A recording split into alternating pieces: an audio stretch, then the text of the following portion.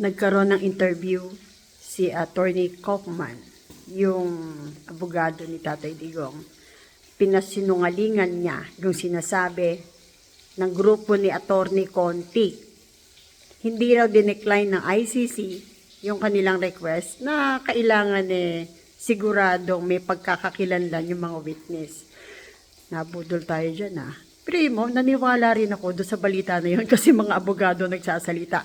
Kaya sa panahon na to ngayon, isipin mo kung kanino ka maniniwala, hindi ba? Abogado yun si Attorney Conti. Tingnan mo nga naman makapanira lang at saka makapanggulo lang Grabe. Nag-aaway sila kung sino mga fake news. Diba? Nagugulo mga tao dahil sa mga kwentong hindi totoo. Ang pinakamagandang magagawa natin, yung taong involved, binapakinggan natin kung kailan magsasalita pala. Grabe, naniwala din ako Naniwala din ba kayo? Hindi totoo na tinurn down ng ICC yung request nila na magkaroon ng mga ID ang mga biktima o ang mga witnesses. Grabe tong Attorney Conti na to. Pinasinungalingan ng mga abogado ni Tatay Digong yung sinasabi niyang kwento.